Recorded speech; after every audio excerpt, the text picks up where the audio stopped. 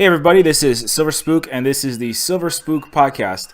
I'm very excited to be here today with Jamie Patton, the creator of Spinnortality, which is a cyberpunk management sim in which you grow your megacorp, influence media, warp culture, start riots, spread fake news, topple governments, and finally become immortal. So if that sounds like anything that may be of interest to you, I highly recommend you check this game out. It's coming out on February 9th. It's coming to Steam. You can wishlist it right now. I'm going to be actually live streaming some Spinnortality myself. I have a previewer's key this Saturday. I'm going to be live streaming from this channel, and I'm going to be giving away a free key to Spinnortality. So I highly recommend you check it out. I'm really interested in this game. I really love the concepts. I'm going to be definitely buying it again, even though I already have a copy. Maybe I'll give it away to someone else when it does finally come out. So yeah, do check it out. Anyway, Jamie, you want to go ahead and introduce yourself? Thank you very much, Christian. I'm happy to be here. I'm Jamie, and I made this weird little cyberpunk thing before I knew the world was going to hell, and then it all happened. So that was interesting. It's called Spinnortality. I'm billing it as a cyberpunk management sim because it's about like assigning workers and researching stuff and marketing products. You had to like research horrible products, and then you had to market them so that they're irresistible, which a lot of people find quite funny. You start off just by researching stuff, by selling products, and then by the end of the game, you're colonizing the moon, or you're transferring your mind into new bodies and becoming immortal, or you're wrecking entire nations and staging military coups. So that's where it goes. Yeah, there's a lot going on there. I remember I talked to you last year about this, and at that time you were just launching the Kickstarter. So first off, congratulations on the successful Kickstarter. Yeah, I was pretty fortunate with the Kickstarter. For people who don't have memories that stretch back that long for something this unimportant. So I originally was asking for 10,000 euros on Kickstarter, and I got 13,000 in all after drop pledges, which is pretty good. And it was like, it's pretty small as Kickstarters go, but it was a lot of money for me, and it meant that I could work on it for about 6 or 7 months. And then a friend of mine here in Vienna, because I'm based in Austria, clued me into some public funding grants from like the Austrian Economic Chamber. So I applied for some of those, and I got one. And that allowed me to work on it for another 6 months. So now, 1 year later, the game is much more polished than it would have been if I hadn't done the Kickstarter, and it's still quite a bit more polished and more complete than if I hadn't got the funding. Awesome. So you're a one-person developer, like me. You're still one person, right? Exactly. It's me, and I've also got a guy who did the German localization, and a guy who did the music. My girlfriend is a constant source of like game design ideas and feedback and testing and stuff. And and also I've just hired a PR team just for the launch as well. But in terms of the actual like day-to-day development, it's just me. Okay, cool. Yeah, I know it can be tough to keep things running. I know you said you were gonna possibly just release the game if you didn't make the Kickstarter, but it would just minus a bunch of content and features. Have you gotten to add everything you wanted to add? Yeah, pretty much. Yeah, like there are some features where they could have been like a little bit more fleshed out. But it got to the point where like I got them in, and I thought, okay, that feature does what it's meant to do, and it does it fine. And I could spend another month getting it perfect, or I could move on to this other feature.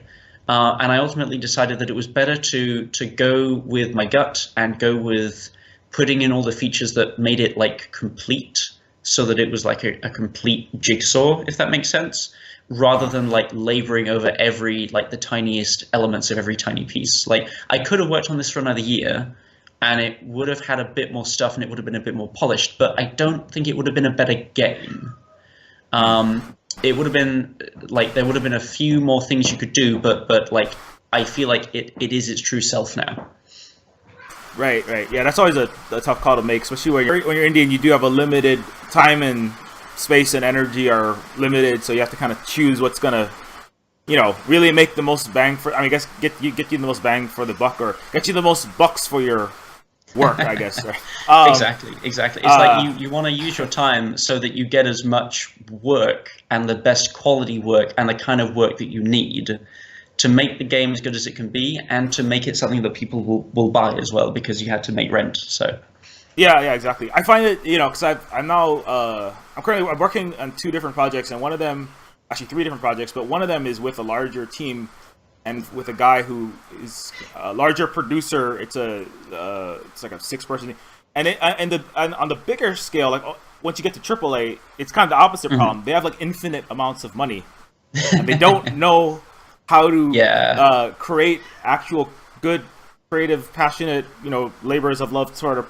The things that make the things good, kind of like what I know what Spinnortality is. From everything, I haven't played it, but I'm gonna get to it. But because you gave me the key, I'm gonna get to it. No worries. I know you're busy.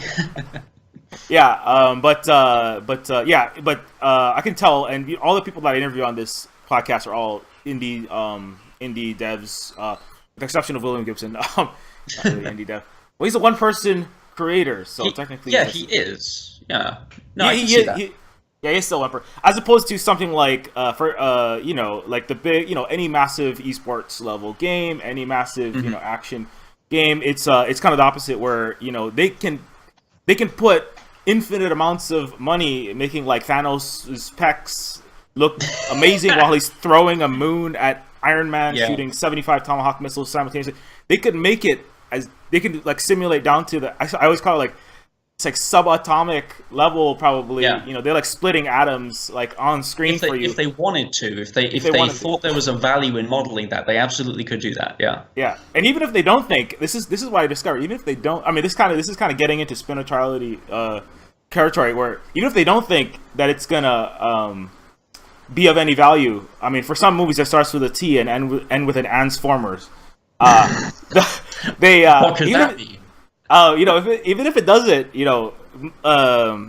further the plot, make any interesting comment, or even interesting as cinematically and from a director's standpoint, they actually spend money because, well, it's complicated, but they have to. The more money that moves through the production process, the more money that certain individuals at the top of the hierarchy can put in their pocket. But anyways, that's so I think that's a total different design paradigm. It's kind of like, which one will allow us to create the most? What scenes will cost the most money? Doesn't matter what's in it. That's kind of what I've been gathering when I've been like working with and talking to people from. And I did work in like larger scale corporations and larger scale game corporations before, and it is more like that. Anyways, that's kind of getting off topic. So, but this kind of leads into the Spinnortality topic, which is about mega corporations. I'm just going to read real quick. So Spinnortality is a game where you grow your megacorp, influence media, warp culture, start riots, spread fake news, topple governments, and become immortal. And I always found like, again, like, so this is kind of like game dev podcast, but it's also like Cyberpunk. I talk a lot about those topics. And I really like this concept and everything, because it's really like as I always say, like, Cyberpunk dystopia is here. It's just civilization is very good at papering over the more cyberpunk dystopian parts of it, and this game is like really good at ripping off the wallpaper from it. Like that's why fake news is in there, because like I started making, like I said, I was entirely serious when I said that I started making this game, and then it came true. Because I started putting in all these features, like, you can like rig elections, and you can bribe politicians, and different political parties will be branded differently to see how well they like the public likes them. And in the middle of all this, like in the middle of making this game, Trump happened, and I was like, well, I guess fake news, I had got to add that now, and it fits perfectly, because it was simply a thing I hadn't even thought of that fitted perfectly into the paradigm that I was making. So it's really weird. If you strip out, like, sure, there's some weird, futuristic stuff. There's cyborgs and mutants, and there's AIs that can take over the world, and you can become immortal by transferring your mind into a new body. But like, if you kind of strip all of that stuff off, and you just play for the first like 2 hours, which is like kind of the present. It's like the game's vision of how the present is. is basically just politics today, and it's terrifying. So Yeah. Definitely. Because I remember the description being different the last time I checked. So, but yeah, it does like totally make sense. It is interesting how like the one I mean just one interesting data point I noticed is that it used to be that Cyberpunk 2077, which is another huge Cyberpunk game, obviously, it's like kind of took over the what do you call the global human consciousness that is like, I don't know, social media and Google and all the giant mega corporations that run all of the tech and information distribution channels, and it was trending everywhere. If I type Cyberpunk, if I said Cyberpunk anywhere on the internet, people ask me, completes. They were like Cyberpunk. Oh yeah, it meant Cyberpunk 2077. Johnny Silverhand. Yeah, and you know they meant Cyberpunk is now a brand which describes this game rather than a subgenre. Yeah. So it's kind of like the subgenre, and if I brought up the books, the kind of that 80s wave of subversive science fiction writers like William Gibson and all those folks, it kind of like there's a it's kind of like there's a subset of people who still kind of understood that, but the vast majority of the people who were using the term cyberpunk, at least as our cyberpunk dystopian overlords, were informing me whenever I typed in cyberpunk in a hashtag on Twitter, it's like Cyberpunk 2077. If I put it into Google, it's what it gave you, right? And if I talk to people, that's the first thing that they said, including on podcasts. People who had never heard of cyberpunk, people who were like, some grandma in Arkansas would be like, "Oh, Cyberpunk 2077, that's a great, I seen that on my TV." Everybody. It's like just like when I was growing up, my grandkid, he had that, cut off sleeve of string jackets. I would love to have a conversation with that person. That sounds beautiful. It's like, it's just everywhere because it's kind of been mainstreamed, right? It's just the whole genre. And anyway, but I noticed now what it was when I type it in, it's cyberpunk is now, like cyberpunk is now as one word. That is a new trending hashtag, which suggests that thing we're saying where like where reality is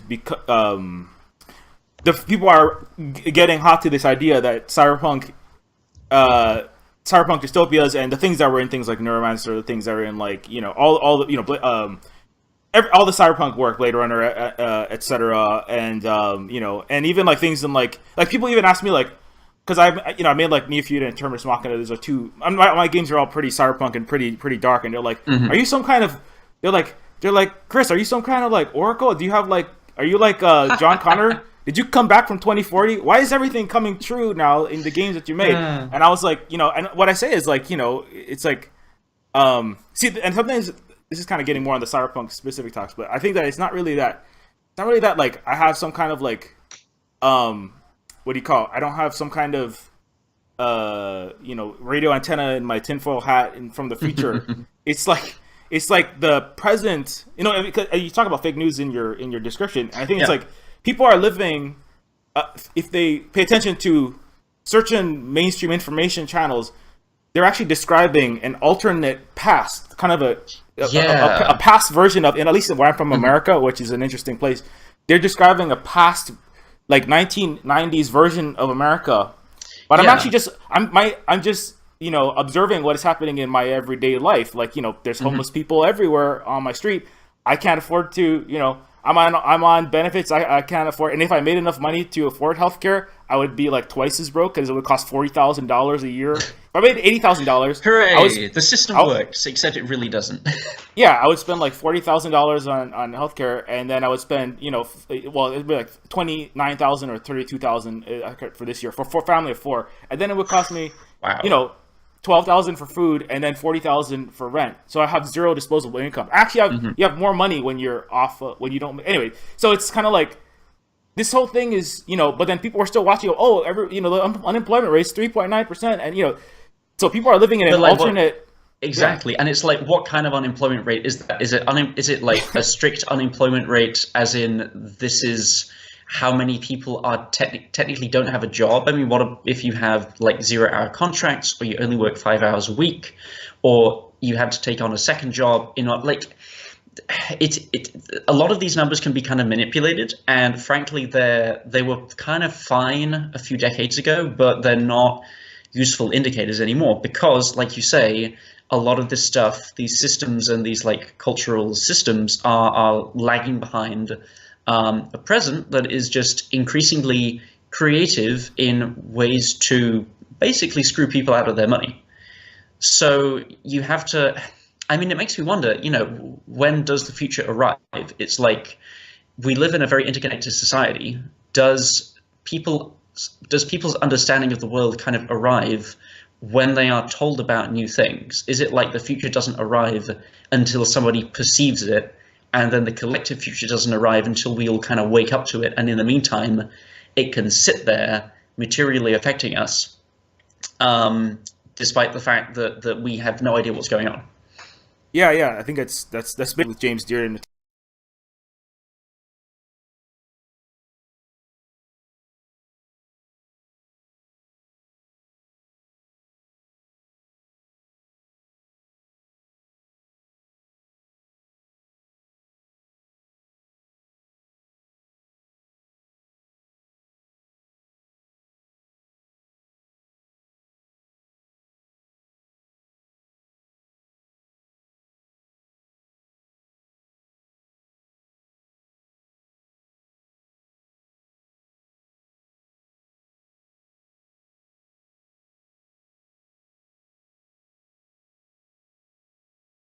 Talking about one last time. It was that there's Cyberpunk, retro. Cyberpunk is simultaneously kind of this retro future 80s. You want to call it, it's GTA reskinned with 80s retro future. Yeah. Which, I mean, it's basically what certain particular massive AAA games are. But anyway, or at least single A games. But that's one thing, right? And kind of this kind of it's at once kind of a escape to an 80s past retro future for a present, right, of people who were kind of promised, the American dream or all those great things that were happening, like you're gonna have a job and a girl and a family and a fast car driving on Malibu streets, and it's gonna, something, and you're gonna be like David Hasselhoff in Knight Rider or something, and he's really back, right, everywhere, including in Guardians of the Galaxy and Kung Fury. But anyway, so it's kind of like it's a kind of like an escape for people who are living in a future, like it's an escape in which mega corporations are creating, extinction of, destroying people's lives, the economy, and will destroy the entire planet and probably all of the biosphere and humanity itself.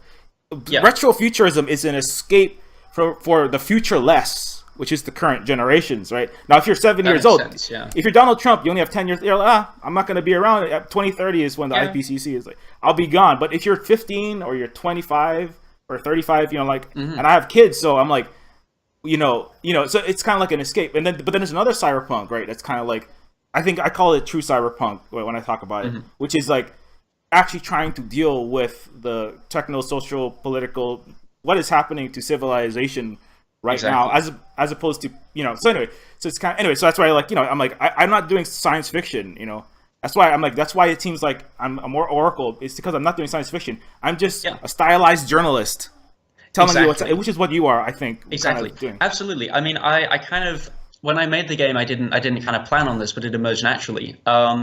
I kind of just put all of these systems in the game to simply describe what I observed happening in like the news cycle, in politics, in the economy, in tech, in the way that all those things kind of work together.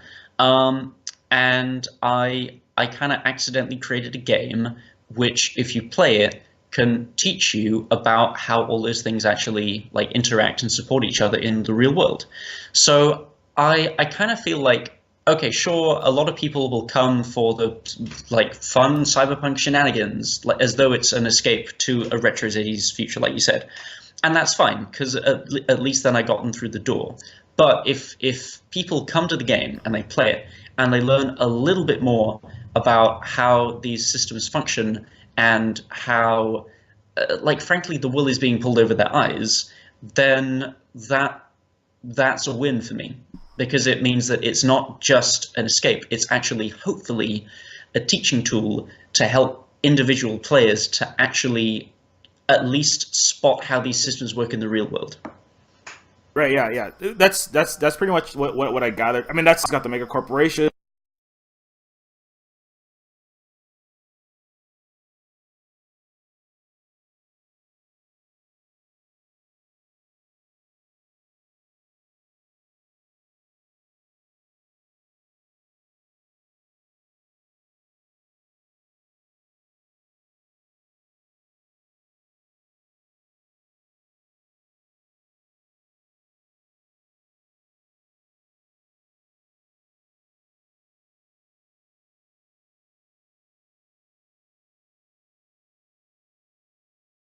The kind of It's got the the icons, there's the glowy effect, the glitchy Earth aesthetic. Yeah. yeah. So it's got kind of the what do you call it, the trappings of the style of a lot of the cyberpunk material. And so if you're just looking at it, and I think that's kind of like the first level. But I do like that's basically yeah. I do think that's the strategy of.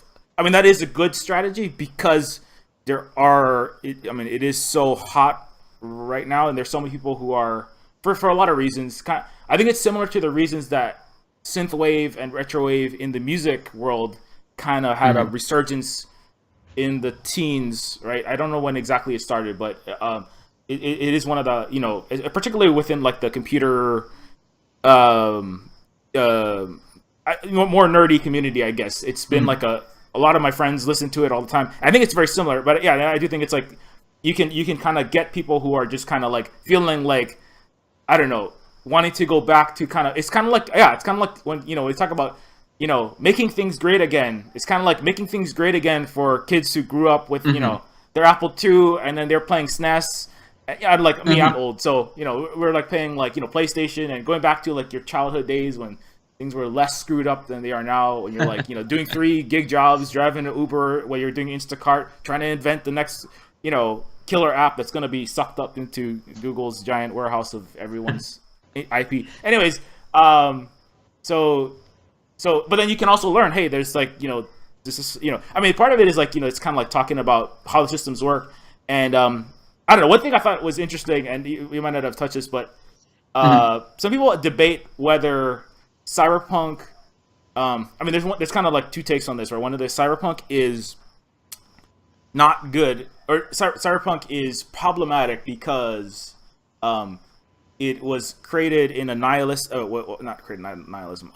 It has a nihilistic tendency, which is, you know, it's not about saving the world, it's about saving yourself, as Mike Pondsmith said in Cyberpunk 2020. And he's right to a certain extent that a lot of the original novels, they're very focused on like a noir-like protagonist who's only out for themselves. Yeah. Yeah, and so some people will say like, you know, that I mean, my take was always like, you know, kind of like, I mean, like Neuromancer kind of named the situation of, you know, Reaganism, Thatcherism, the 80s, neoliberal, capitalist kind of, you know, greed is good mentality, and it kind of named that in the science fiction world, which is more focused on making things that were like Star Wars ripoffs, basically, kind of pie in the sky. And he's like, no, this is what's happening on the planet, kind of like what you're doing with Spinnortality. And I think that there's kind of like one, you know, my take was like, you know, this is just kind of describing that world in a kind of cautionary tale, like, you know, what happens if, you know, it's criminals working for bigger criminals, like the main character is like wants to kill himself, and the girl is like, you know, it just, their lives are just kind of objectively horrible, and you know, and it talks a lot about the market. It's like constantly, right? It's like, you know, you're only the slave to the biz. Friend artiste is, you know, rats. So I think like I read it as like a critique. Some people read it as like a blueprint. Kind of like some people read it. You know, this is how we should do things. We should all just like get giant guns and like have like Johnny Mnemonic headsets and just like be poor in tiny coffin apartments. It's kind of like what's happening anyway. Being poor in a tiny apartment or in an Airbnb permanently. It's like that's kind of interesting. So is it like hey, if you read Johnny Mnemonic or something like Ready Player One, for example, it's like, hey, life is shit, but that's not important. What's important is all the distraction. And so it's like, it's not about making the world better. It's distracting yourself with a story that's about people distracting themselves.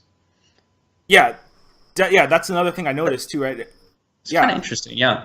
I mean, what I like about my game is that, like, first of all, it is quite nostalgic in the way that it presents the interface, while also being pretty futuristic, because it does have that clean kind of cyberpunk interface look. This is like cyberpunk from the point of view of the corporation, so it's a lot cleaner. There's no like glitch aesthetic. But you know, I like that because it reminds me of games I played when I was little, and it's a bit like System Shock, and it's a bit like, you know, other games like Syndicate. So there is a nostalgia factor there. But I think that it can be both at the same time, because you can go there for the nostalgia, or you can engage with it critically, and there's enough of both that you kind of have fuel for that. What I like about the, like, is it a manual, or is it like a call to action, is that a lot of stuff in this game is horrible. Like, you can legitimately destroy an entire nation and then receive an email from a survivor of the riots who says, like, you're responsible for the death of my family. And you're like, oh, shit, that's really horrible. Oh, blocked. So that's pretty much what you do. So it can go to some pretty dark places, but there is also a path for the player where you can do good and you can leave the planet better. So it's a game that tries to seduce you into being bad with its systems, because those systems reward like selfish play, because I think that's the problem with capitalism. It rewards selfish play. But if you really try, you can get a better outcome for humanity, but you will have to make some tough calls along the way in order to keep your business solvent, which will involve doing things that are like hopefully lesser evils, but they are still kind of evil. But what I like about it is that even if it is a bit depressing, it still ultimately should help educate people about this stuff in the real world. So it seems like it might be a bit more kind of directly relevant to people's real lived experiences of late capitalism than some of the early cyberpunk novels, which to me now, they are pretty breathtaking, and their imaginative capacity is incredible, but they kind of had to diverge from reality a lot in order to establish that space. And this is kind of deliberately putting reality and cyberpunk next to each other so that you can see that they're pretty similar. Yeah, exactly. I mean, that's something that I often... I totally understand and struggle with that idea of like, how do you like, I just get on podcasts, right? And I talk to William Gibson, and while everybody's paying attention to the William Gibson, I'm just shouting on everyone's throat, Cyberpunk is now, and Cyberpunk is here. I live in Cyberpunk world, and I'm in Hawaii, and it's Cyberpunk even here. Not Cyberpunk. We're not all wearing, we're not with like purple mohawks everywhere. Some people are, but I walked around Chinatown with a trench coat. But the important parts about Cyberpunk are mega corporations run everything and are destroying everyone's lives. Yes. And as I said, I was a social worker for homeless people. There's countless homeless people still. More of them. They're just like being buried, like in where the tourists can't see them. Even better now. Of course they are. Yeah. It's like this. We're already there. They're just doing a very good job of either burying it there, like. And kind of like gaslighting the planet, definitely all of America through the like Reagan like bootstraps thing, or I kind of like the fake it till you. Everybody is a temporarily embarrassed millionaire, right? Nobody's actually poor, and everybody's really beautiful, and everybody's convinced her into believing that like they're gonna be Elon Musk if you're a tech dude, you're gonna be Donald Trump if you're somebody else that's less into the cyberpunk, but everybody's gonna make it, and so everybody has to get on their like Instagram and Twitter and be like, look how good I'm making it, like really cropping the shot of their tiny coffin apartment in their parents' closet at 35. Going like, I'm so successful, I'm an influencer, look at this person that I just talked to, even though I didn't actually talk to them, and I'm gonna go eat ramen.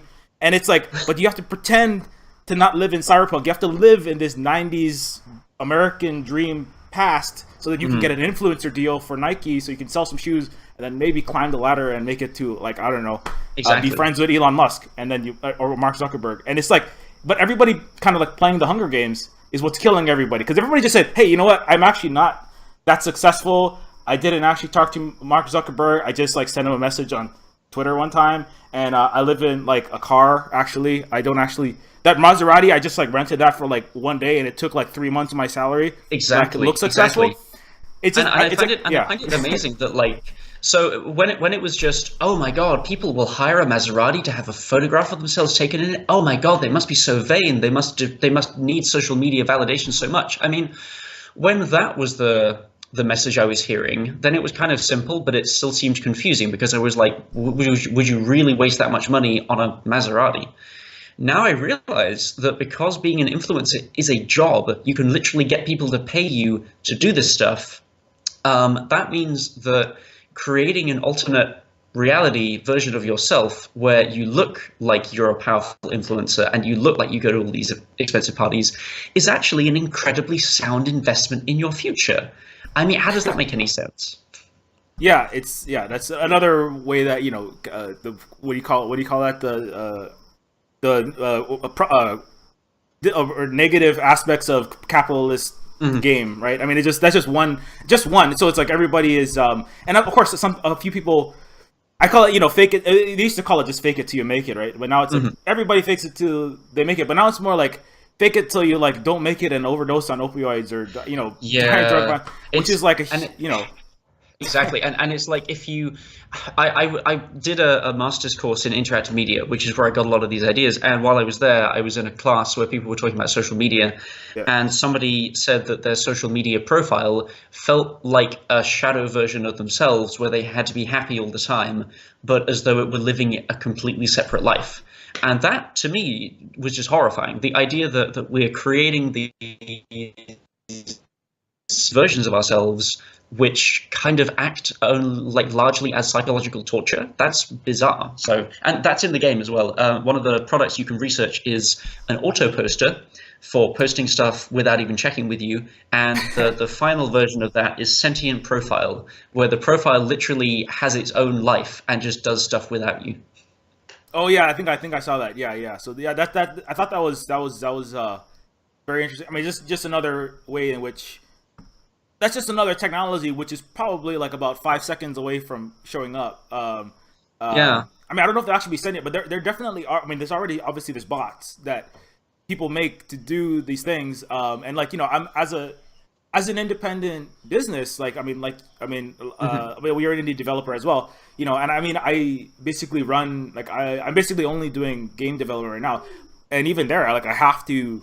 Like I don't want to always be on social media. It kind of makes me grumpy, and I feel Yeah. like I'm constantly being like manipulated and drawn down rabbit holes and wasting 6 hours of my life looking at I don't know whatever it is that's trying to keep me full of what a self-righteous indignation at some meaningless Overton window construct captured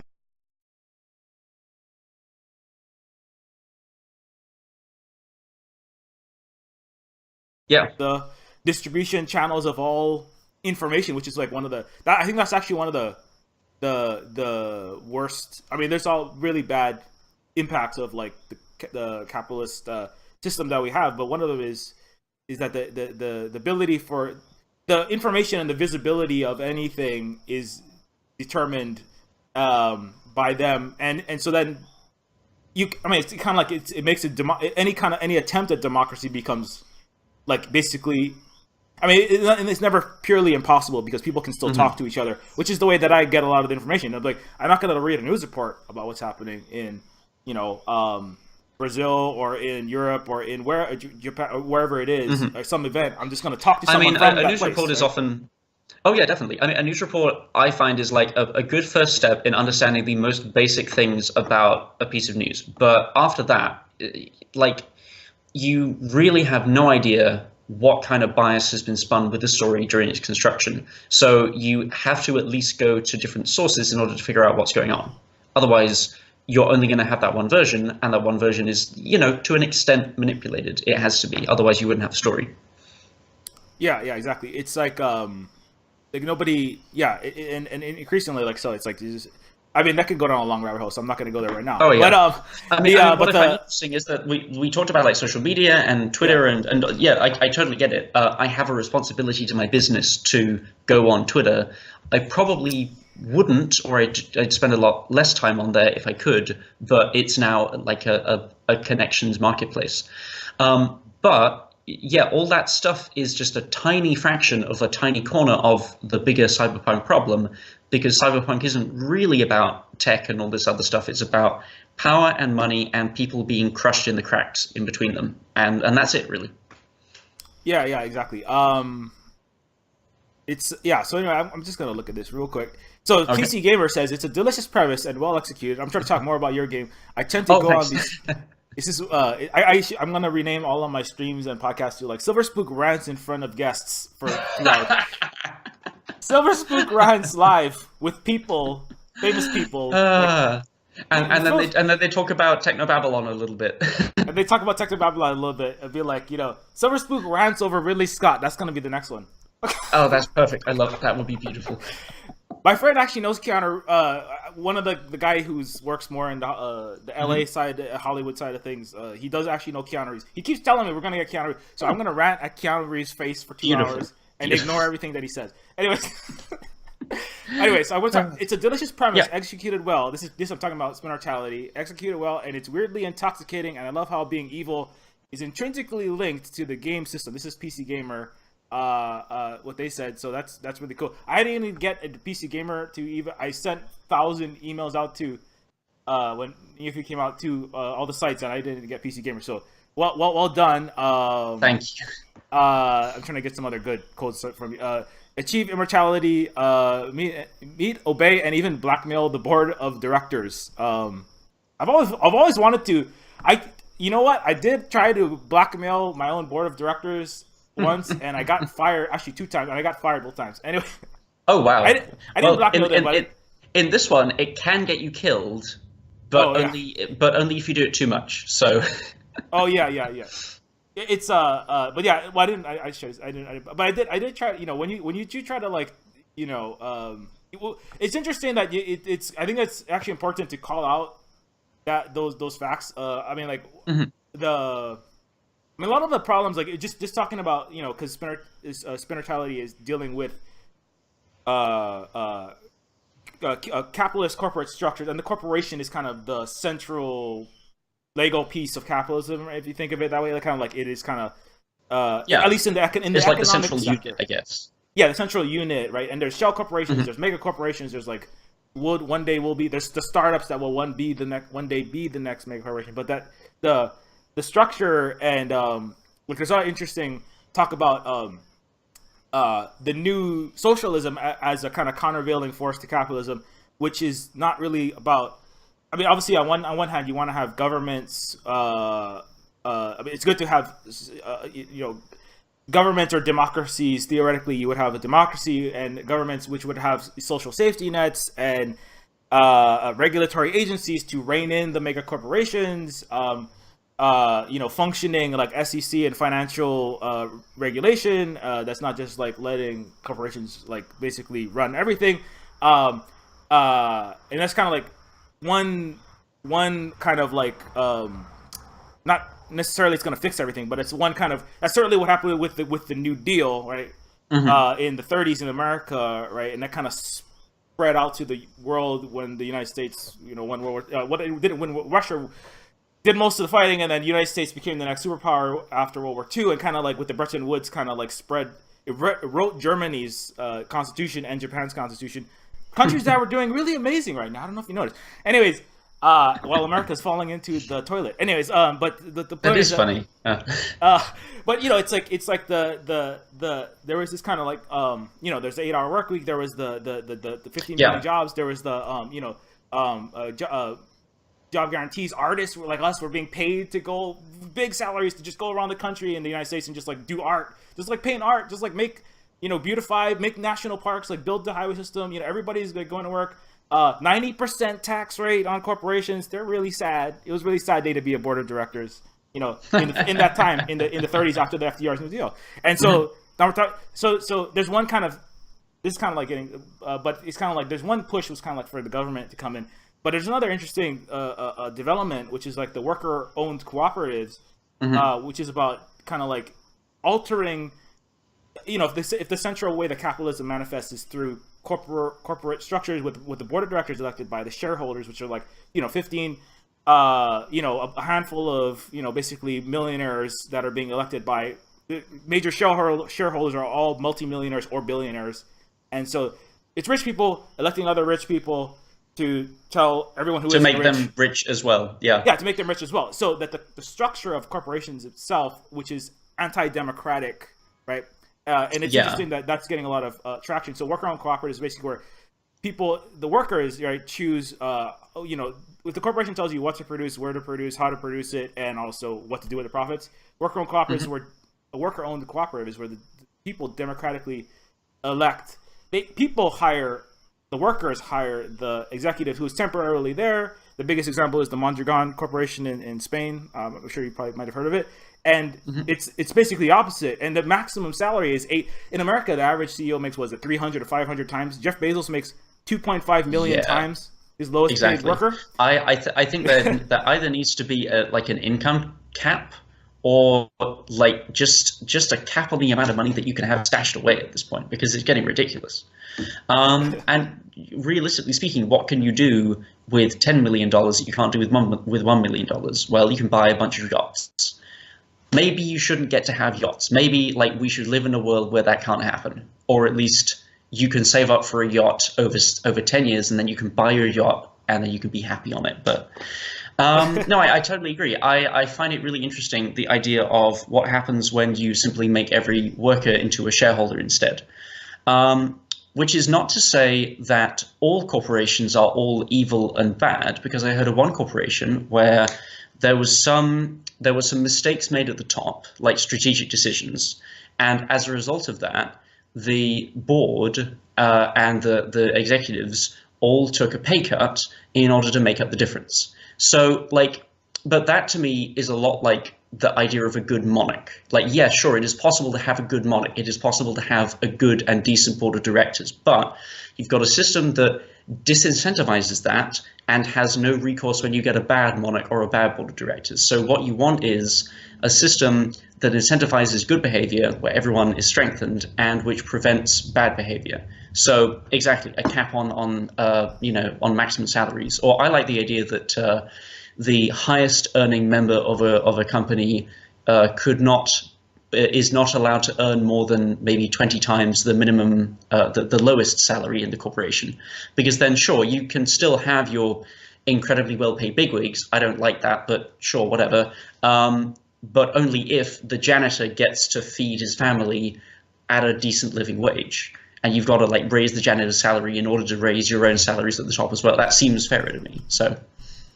Yeah, exactly. That's as I said, that's kind of like that's what the Mondragon in Spain, what they have is basically it's exactly that, right? It's that's why neo-feud is about neo-feudalism, right? Where they're just literal. It's taking Game of Thrones, again, it's taking the Game of Thrones visual style, and then like saying. It's like so you have the executive, but he's got a crown and he's got a king, and he's like in a floating, like Elysium, like Elysium, the Neil Blomkamp movie. It's like a floating castle that just hovers above. It's like pristine, glittering. It's like the skyscrapers have merged into one giant, like Disney castle, like a city of the rich floating above the sprawl. Yeah, and then inside they just like, why bother with the pretense of like democracy? Let's just wear the purple robes again, right? That's the Enlightenment, and it was like they started cutting people's heads off with the Bourbon Kings of Versailles. They're like, hey, we better stop wearing these purple robes. We better wear like serious gray suits with like Brooks Brothers, with nice ties that look very serious, and we're not flaunting our gold, no gold, right? And then Trump was like, screw that, I'm going to be gold. It's like, but it's kind of like, so near feud, it's like, no, we're just having monarchs again. They call him the king / CEO. He just gives himself, or the people's empire, the emperor, and so anyway, so it's kind of like that concept of monarchy, or at minimum, oligarchy, and now basically when you have a guy with 150, I think he lost $10 billion because the stock market took a little tumble, but he's going to make that up. It's probably in some shell company somewhere, it's probably like in some, it's in a space company somewhere, and it's going to come back when the stock market comes back, like it's slowly coming back. Jeff Bezos I'm talking about. So Yeah, I mean, like that's really the problem. Is like if you have some people say there's a guy Richard Wolff who says basically, it was a great idea. He's a professor of economics who said that like the we democratized the public sphere, right? Like you democratize like the roads, the fire, the police, what the government takes care of. But we spend 8 hours of our day, and all the power and productivity and capitalism happens in the workplace, right? In the factory, when you go in, and then it becomes so you're in a democracy outside, and you can vote, and then you go into the workplace, and it's a dictatorship, right? The boss tells you you're going to work, exactly, And the workplace is like where the new world is built. So that's where our problem is. Exactly. Yeah, and so anyways, I mean, one thing I'll say is that, Mondragon, the employees elect the executive, and if they don't like him, they fire the executive. Oh, okay. Can they just do that do they trigger a vote with a petition or something? Or do they have to wait for the next vote? I forget the exact structure, but the structure of the entire company, and this is not like, obviously there's a lot of co-ops in America and across the world, like bakeries, but this is the largest co-op. It has over 100,000 employees. They're in every sector. They're in biotech. Microsoft actually sends their scientists and researchers to study at Mondragon to learn how they develop their innovative technology. So they're not just like they're not just like a small kind of boutique kind of bubble of like a tiny commune. I think this is a major economic corporate force. Yeah, if you can call it corporate exactly. Yeah. Yeah, they're like they're the seventh largest employer in all of Spain, so that's pretty big. Oh wow, that's huge. Yeah, they do billions. They have their own democratized bank. They have a democratized financial. They have a democratized university where they elect the students, elect the head of the university, the technological sub divisions. Like it'd be like the workers of Amazon electing who's going to run Amazon, right? Wow, that's unthinkable, but yeah, that's amazing. Yeah. And then they decide, hey, how much should we pay? The workers decide the salary of the highest pay, and they capped it. So they made a rule. They said the maximum 8 times more than the lowest paid employee is what the current. That's perfect. So that is so reasonable. Yeah. Because who's gonna say, hey, let's make this? I got this great idea. Let's give the guy who just kind of like sits around and like goes to conferences and flies on jets. Let's give him like 2.5 million times. No worker is gonna accept that, right? Because like my problem with CEOs making this huge amount of money is, okay, some people have told me that apparently it is difficult being a CEO, and there are some skills that are unusual that you need to have to be a CEO, and I'm like, okay, fine. So they could be in some cases a skilled worker. Why would a skilled worker be paid more than 8 times more than an unskilled worker? Because money ultimately is like a thing that you need to live. And it's unfair to the unskilled worker to say, hey, you basically don't deserve to live because this guy needs his yacht or whatever. So I totally agree. I think that's amazing. I got one question, which I don't know if you can answer it, because I don't know if it's come up in your reading about this, but a lot of people say that if you democratize too many things, like if you democratize banks and childcare and your boss and your boss's boss and all that stuff, then eventually you'll get like voting burnout, and you won't be able to. There'll be like too much voting, and you won't be able to understand what you're voting for, and you won't be able to do the research to actually vote accurately, and you also won't care about voting because you'll just be burned out by it. I frankly think that sounds very suspicious, and I think it's incredibly convenient that we've never tried that, because where I come from, we vote every 4 years, and it would be nice to do it a bit more, to be honest. Do you know if they have an answer to that? How do they experience these systems in which there is an abundance of voting? It's definitely the case, and I've talked to other people in worker cooperatives. I'm on Mastodon, they have co-op run nodes. I say technically I'm a worker cooperative because there's only one worker. We have equal say decisions. Like when the left and right hemisphere of my brain decide, hey, what should we do today on this Silver Spook Games business? Maybe let's do art all day. Okay, fine. So. But that's on a small scale. So again, the difficulty, right? There's a lot of what do you call more democratized economic endeavors, corporations or businesses and there's a lot of smaller, like there's like bakeries, there's co-op. There's actually a co-op bank in North. No, there's not a co-op bank. It's a government-run bank, but there are co-op banks as well, or democratized places. But Mondragon is the largest one. I don't know exactly their answer to that one. A lot of times it's it was started by actually a Catholic priest about 70 years ago in a region of Spain, and the culture was just different there. Everybody it doesn't have a lot of the baggage of places like America does, and but I do know that the way in which they make decisions, it's like required. So that's one difference from working at, let's say, your token mega corporations, whether that's Militech or Terrell Corporation or on Amazon or Google, or Exxon. The difference is when you go to work, right? You just spend 1 hour. I think it's like maybe 1 hour a week. Everybody, whether you're the janitor, you're the cubicle, whatever. I don't know how many. Well, they have 100,000 workers, and I think it's broken up into smaller subunits, right? So there's kind of like the tech. There's like the bank. There's the university. There's like the biotech.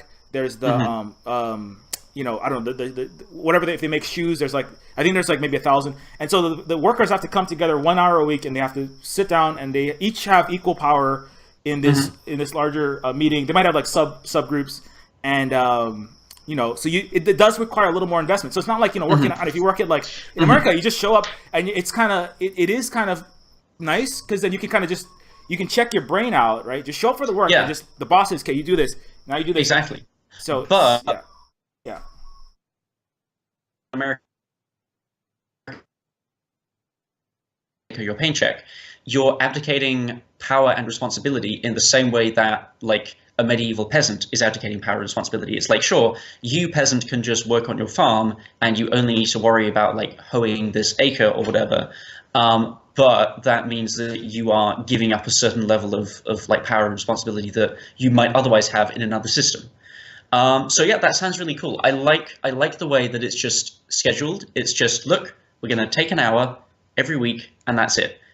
And what I like about that is that it's incorporated into the work. So it's kind of made clear that this is a part of the work. This is something that it's not a luxury. It's something that must get done the same way that like a team meeting must get done. And that they just schedule an hour and they say, that'll do, that's fine. If you just check in, everything should just function. I think that's a genius idea. I cannot believe that I haven't heard of it before. Yeah. I know it's interesting. It's probably because there's a lot of corporations control the distribution of all information, and if you try to do journalism, I mean, like I try to talk, and I know people who try to talk about this stuff. It's like I actually know people who like get mysteriously mass unfollows, unsubscribed, just they get their people have subscribed to even on YouTube. People just trying to talk about these kind of things, and then if you're in a certain category of people, if you talk about certain ideas, it's just like our subscribers aren't getting notifications of when new videos are coming out, just mysteriously. And I do feel like it is some, but people who have heard of it, and there's a growing number of people, and even in the United States. I mean, like the Bernie Sanders campaign was huge about just even opening up. Like socialism was like, that was like basically, I want to like never work again and maybe go to it was a dirty word for weird people who liked Stalin or something. And then Bernie turned up and it was like, wait, maybe we can have a society where teachers don't need to sell their organs. It's like exactly. And so it is something that like I try to spread it as much as possible, and it's just this particular situation is just one of the Mondragon is one of the largest. It is the largest cooperative. So other cooperatives come there to learn how to democratize their capitalist dictatorship corporations, right? So spreading techniques. So it is really cool. I mean, if I ever grow, I mean, currently I'm only like one person mostly. I have another team, but I'm kind of an attaché. But I am kind of like telling them like, if we ever get bigger, we need to think about running things such that it's basically about everybody. It's about sharing the boardroom power beyond the boardroom to everybody, and it means everybody. It doesn't mean everybody has to participate, but it's like democracy. It's kind of like this. It's kind of like there's also this expectation that you can kind of check in every 4 years and kind of like vote for Coke or Pepsi and it's going to be fine. And I do think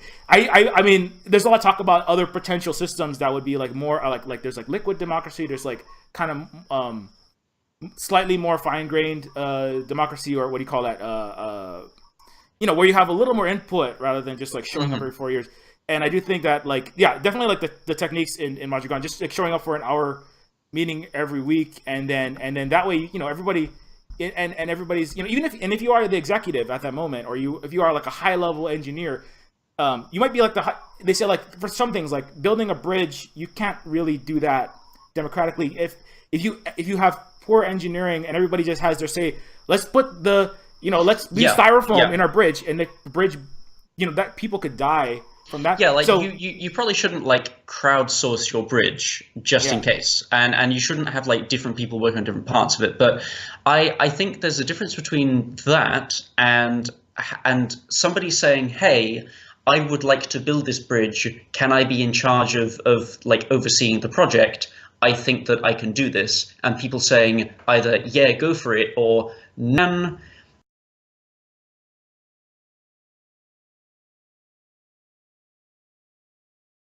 It's not that every single part of the process must be democratized, but it's that, like, you need systems in place to ensure that people can check in and say yay or nay at critical junctures. And the problem is right now, like, 4 years is not enough.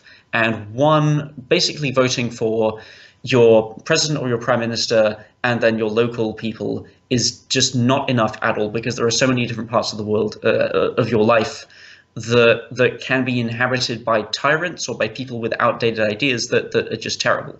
So, like, I cannot imagine what it would be like if you could vote for like the head of your university, because there are a lot of universities where people, like students and people who work with students, are demanding things like fair pay rises, and the heads of the uni or the college are just standing in their way, saying no.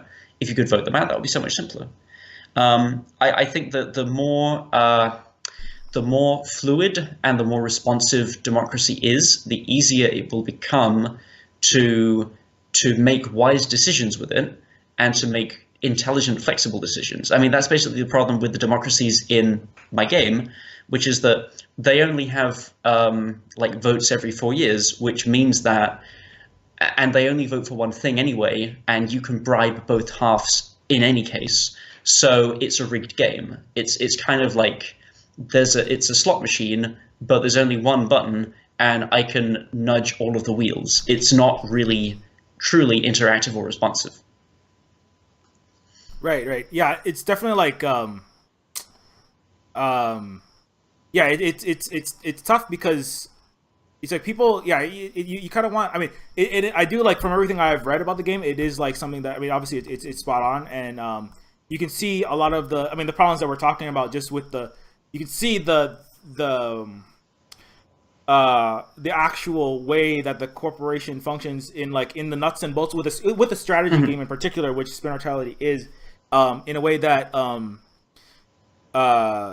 like you can pick up on these things kind of like in a classic kind of caper novel, is kind of the Neuromancer, and a lot of the Bruce Sterling novels, the John Shirley. I mean, all the classic original, they're kind of like Shadow Run, Blade Run. All this running is about just, it's basically about doing Ocean's 13, but with like neon and Mohawks.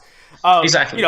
It's Ocean, so it's about a bunch of people getting together to steal something from an evil corp. So you can kind of pick up on some of, like, the ways in which these things happen, like in kind of like you often see, you see their effects, and you see how powerful the people are in those positions, but you don't see how it works exactly. That's one reason why I loved Islands in the Net, which is a Bruce Sterling novel, because it is kind of capery. There is a lot of running from gunfire, but the main character is a person who wants to be on the board of directors.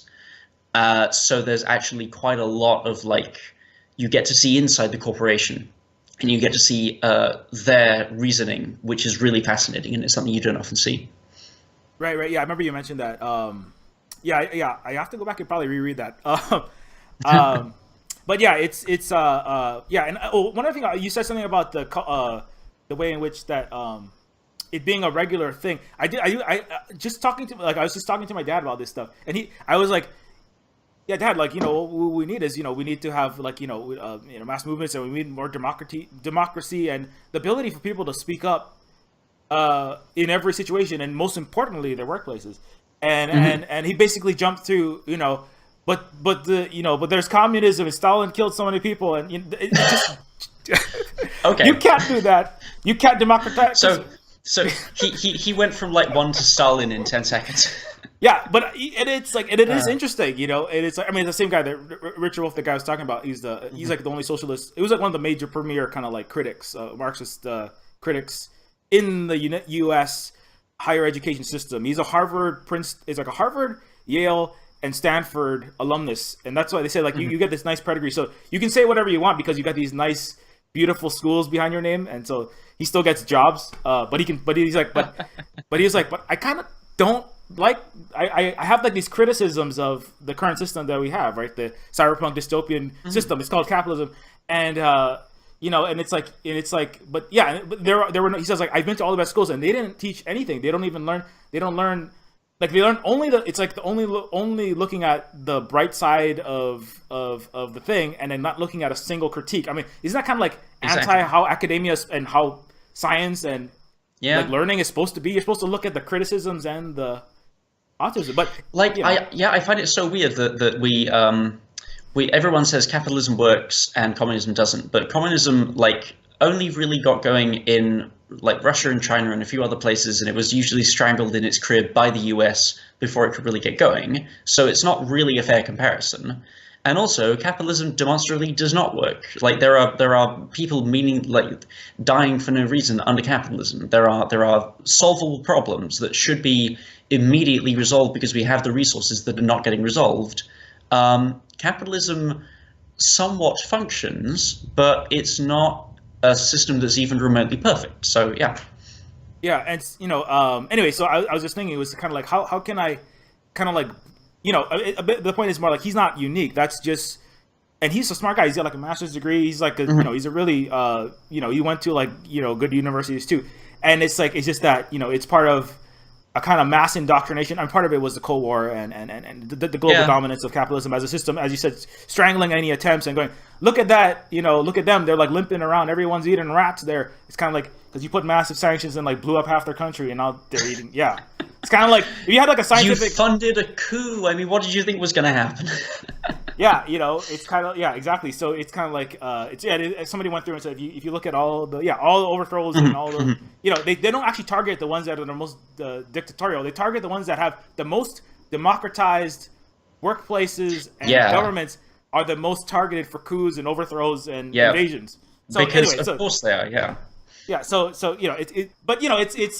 like, I do think it's a cultural thing. That's kind of my point. Is that in America for sure, it's kind of like, if you can just kind of break through that. Because my example was like, I was like, but Dad, like when we go to the workplace, don't you see, like you show up in your job, and he's 70 years old, he's already retired, and he has to go back to work. Oh gosh, my mom, I'm so sorry. They're both old, and they're lost most of their money when the banking crisis blew up. They lost half their pension. And they're like, we're 70, but they're like, they have like this kind of like Stockholm syndrome. They're like, they're like in love, not in love with, but like they're so, it's like you can't see any other way. Yeah, it's like what we do is work, and that's just how things are. We work all day, and I work 2 jobs. Like he worked 2 jobs, and now he's retired, and he's gonna go back to work. And it's like, you see like the way that the workplace is, and they're just saying, no, kind of, when you get in the workplace, you check your brain out. And I was thinking of like, in for example, like in France, right? Now they don't necessarily have cooperatives everywhere. And there are some areas that a smaller subset. Italy actually has a ton of cooperatives. But in France, it is culturally like the way that Americans like check into the TV or the Netflix or after, it's kind of like a routine. France routinely strikes. They routinely revolt, like it's like kind of like in America, it's like, oh, it's today, it's time to go watch the football game, or it's time to watch something. And France is like, okay, it's time to get in the street and like demand to cut the heads off the royalty. Now it's time to strike and global. It's part of the culture. It's like auntie, cousin, mom, dad, everyone. We're all going. And if you stay home, something's wrong with you, right? And I mean, I think it's like party is just kind of like it's not built into the whatever. I think it's built into the culture that this is what we do. And in Mondragon, this is what we do every Monday. You know, I don't care who you are. I don't care how sleepy you are. You didn't have enough coffee. You're coming to the meeting and you're gonna discuss exactly what we're gonna do. That's what we do. You know, it's kind of like. I mean, there are so many different ways that humans have lived and can live. Like, you know, that there are people who lived in caves in the desert in a complicated interconnected series of tunnels. The Aztec Empire was like largely held together by people who could run very fast with messages. And they had incredible agricultural and like water systems. If human beings can live in so many different ways and can acclimatize themselves to so many different like ways of existing culturally, if eating bugs can be normal, if eating bugs can actually be the majority thing that most cultures do, and we're the weird ones for not eating bugs, then we can like rejig our culture, we can rejig our political systems into something that actually functions, and we can do that consciously and reasonably. So I completely agree with you.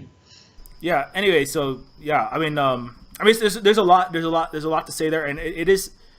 I'm glad that definitely with the younger generations, like, you know, I mean, I'm 30. I just turned 36. Like my birthday was like 2 days ago, so I'm kind of like halfway. You know, it's kind of like it's not new to me because I've directly experienced it. I just said like I'm from like the ghetto, a person of color from America. It's you kind of like you get the reality much of what corporations are doing because the mask is off there. You get the blunt end, yeah. You get the blunt end. So I kind of like, and I was a social worker for like the homeless kids and people, immigrants, and it's like there's no kind of like ability.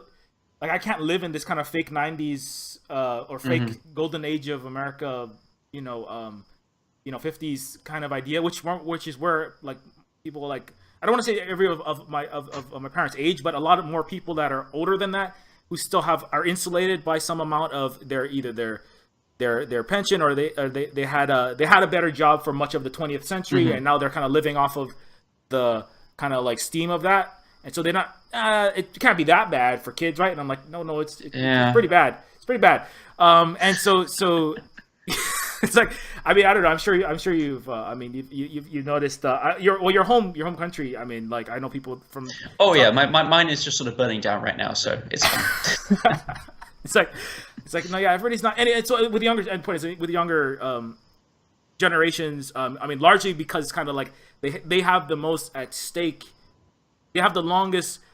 They have the most amount of time left in their future to be worried about, and also they have coupled with one of the worst situations, entering the job market, entering just everything is not is so. I mean, it's good. So they're seeking. They're not just like buying the. They're not just buying the. It's fine. Capitalism will just it'll just correct itself. It's like no, we have to really rejigger our culture, as you said. I don't know if you know. Have you noticed like what do you gather like in Austria and when you go back to if you do go back to the UK? How are people feeling about that?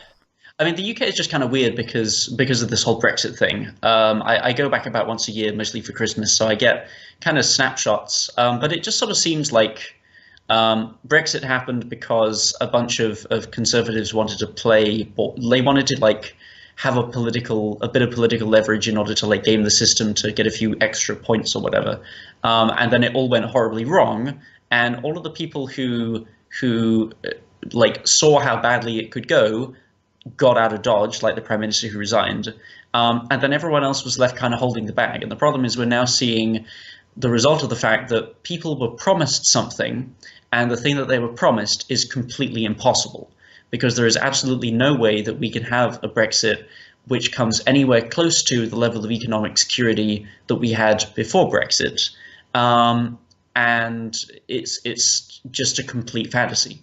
So as like the Brexit date looms, when we will have to leave the EU, unless someone gets an extension, which would be a miracle at this point, it seems like people are pontificating about, oh, should the government try to renegotiate a better deal, or should May step down and should somebody else? And it's like, no, the whole problem with this is that Brexit is an impossibility, but Brexit itself came out of a political system that was corrupt in the first place. So you can try to get a new deal, but you will not get a better one. Brexit, you're still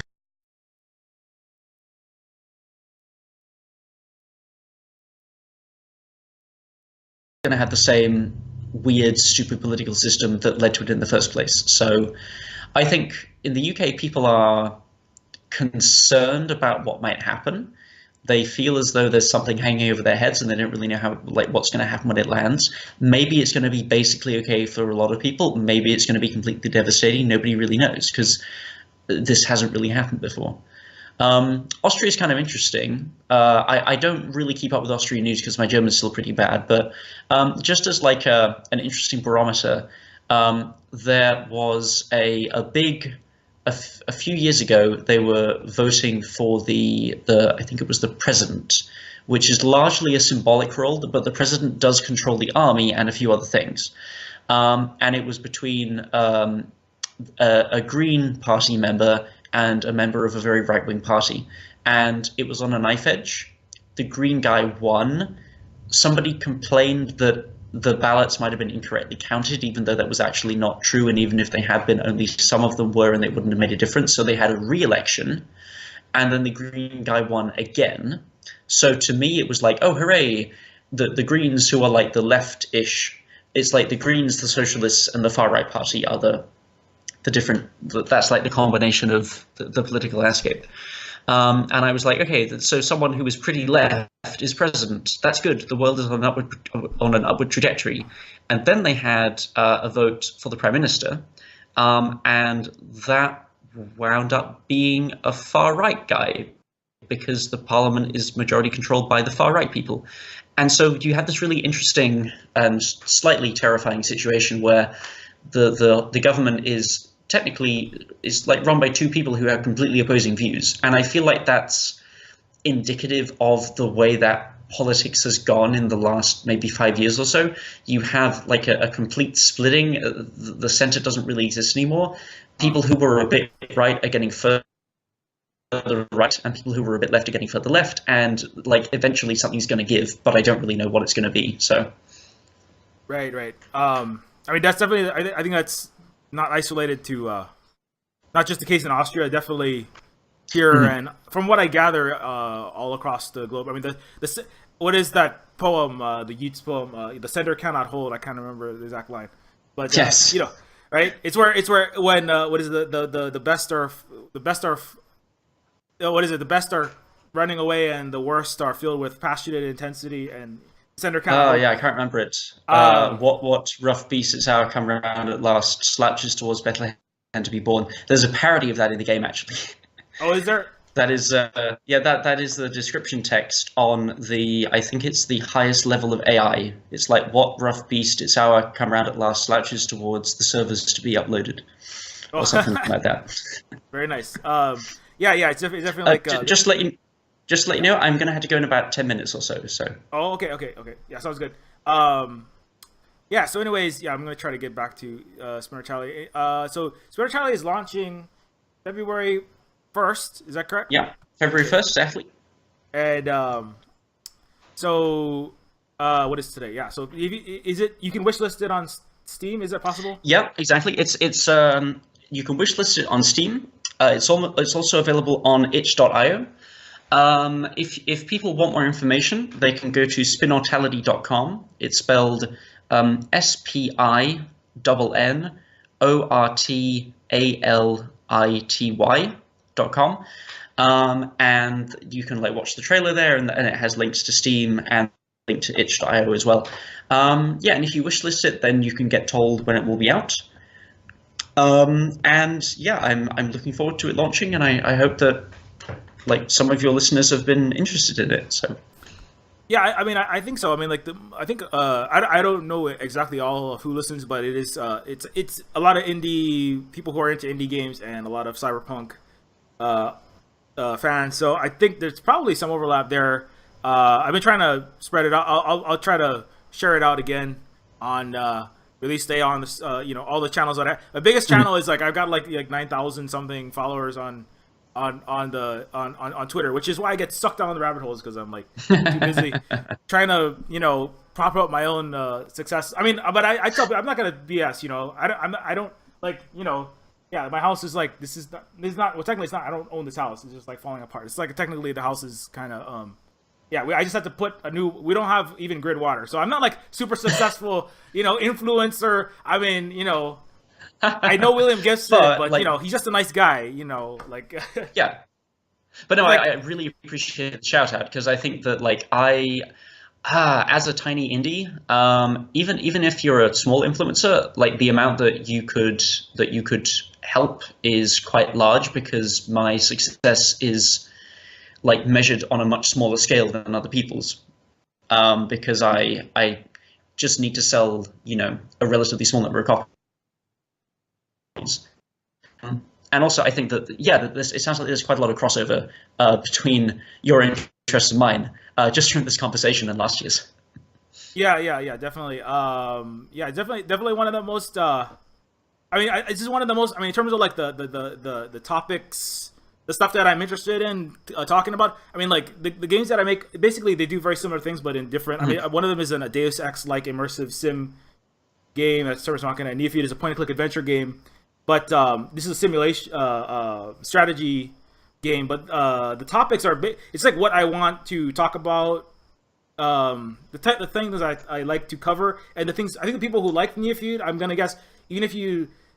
A lot of them are point-and-click fans, adventure game fans. They're definitely indie game fans. But even if I think that anybody who liked it would appreciated like the content and the story of it would definitely like what Spinnortality is approaching. Even if they're not like a huge, I'm not all into Sims. I think they would still get a lot out of this just by. I mean, I would say like that. I don't know who my average audience is probably somebody. It's about 35 to 40 years old from the UK, was a huge William Gibson fan. So I'm guessing they're going to be somewhat there's going to be something in there. I mean, what I will say to them is that, I mean, I made a management sim, and I really don't play management sims, which now I say it sounds awful because it's like, what am I doing designing one? But it's billed as a management sim, and it absolutely is one because you put workers in tasks, and then you complete those tasks, and then you move them somewhere else, and you decide which task to do next or whatever. But a lot of people who do not enjoy management sims have played the game and had a good time anyway, and I think that's because it is like one half management sim and one half like a game to try and create the role-playing impression of you being a CEO. It's like my goal was not to make a management sim. My goal was to make a thing that made you feel like that CEO and made you make decisions as that CEO would make them. And also, like, there's as much writing in this as in an adventure game. It's in the random events, not in the the dialogue, because there is no dialogue. Oh, okay, yeah. So I mean, that's one thing that like a lot of people came to. I mean, the biggest comment was like people like the world building and the writing, and that was kind of the more strong point of it is a lot. I mean, there's like 76,000 words of text in Neophyte. Some people who aren't super into dialogue were like, maybe you could use less next time. So I think that people who did like it are gonna like this because I mean I would say that adventure games tend to have on average a larger amount of reading and dialogue and just text in general than, let's say, I don't know, the average FPS. So I do think that this will be up a lot of people's alleys. I am gonna play this. I'm gonna try to get to. Maybe I'll stream it at some point if I can figure out where best to stream it. I don't have a Twitter. I have a YouTube that I stream. So I haven't yet. What I'll do is I'll stream some of this, and I have a key to give away still. So stop we should have covered that. I gave him a free key so he could give it away. Promotion, yeah. So Spinnortality promotion. We're very great marketers here. We're really just hooray. And so stop in. Okay, this Saturday I'm gonna stream some Spinnortality, and I'm gonna give away a free key. So stop into the Cyberpunk live stream on the channel that you're watching this YouTube video on, and you're gonna get to try out this amazing new Cyberpunk masterpiece. Probably shouldn't overpromise too much, but For everything I've heard, like this is one of my favorite conversations I've had all year, and I talked to William Gibson. So, oh, fantastic! I'm deeply flattered. Thank you so much. So yeah, I get to talk a lot of the things in the Cyberpunk deep lore and what it means. I would say like if there's like level, I usually grade like level 1, 2, and 3. Like level 1 is like surface Cyberpunk. That's like, does it look like a Tokyo skyline with like pink and purple filters? Is there a cyborg ninja? Yeah, cyborg ninja. Okay, that's like surface Cyberpunk. Then there's like level 2 is like kind of like it's like Neuromancer, but it does what Neuromancer does, but basically it's Neuromancer, right? It's kind of like And then there's level 3 is like true Cyberpunk, which is like discussing the social technological civilization and relevant topics in a subversive punk manner, right? Which is punk is resistance to an overwhelming oppression, which is what a mega corporation is. And so I kind of like things like Black Mirror, for example, has a lot of elements of that. And a lot of the Blanc movies, I would say, and so I haven't played it yet, but I feel like this is like definitely like the kind of Cyberpunk. This is what I wish Cyberpunk semantically came to mean in the global consciousness. Oh yeah, I would love it if totally. I would love it if there were more Cyberpunk games, and if they also used the subgenre to examine those things in depth, because that was what I was thinking about when I made this game. It was like, okay, how can I make the quintessential Cyberpunk game? And I came up with this. So yeah, exactly. So I mean, that kind of brings it full circle. So I mean, all the stuff we've been talking about is really, I got to talk about what I actually wanted to talk about while making the games. And I just keep shouting it out. I'm just like, Cyberpunk. I say Cyberpunk. I want to say, sometimes I just say punk cyber, or I just say cyber and I scream punk. To kind of like influence. I'm down for that. Yeah. So to influence this, I mean, it's more about that part, and that's what I think is the most important part to me personally. So so I do think you should wish list this thing. Like, stop listening to this for a second and like wish list it on Steam. Go follow. What's your? Where do you want to? I mean, you can follow me on Twitter. That's the place where I'm most active. That is James_D_Patton. That's Patton, like the American general, with an O-N. I don't know if there's a connection. But you can also go to my blog, where it's not very active, but I will post all future games that I make on there. That is james-patton.net. So those, and of course, Spinnortality.com is like the landing page of the game itself. So those are your main contact points, yeah.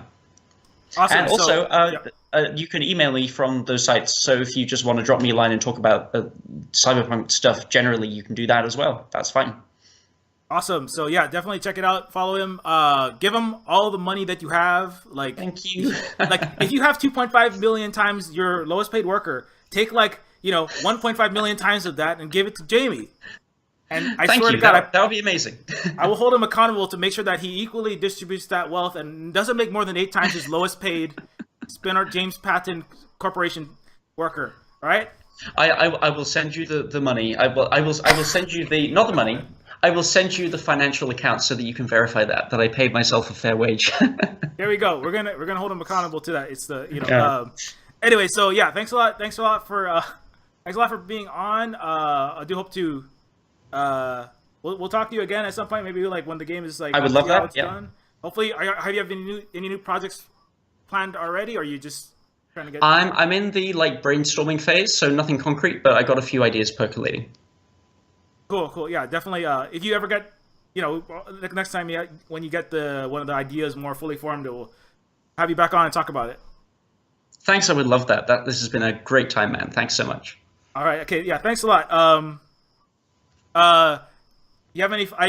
I always ask people, because I'm horrible at creating sign outs. Do you have any interesting or entertaining ways to sign out of a podcast? This is James Patton saying, "Eat the rich."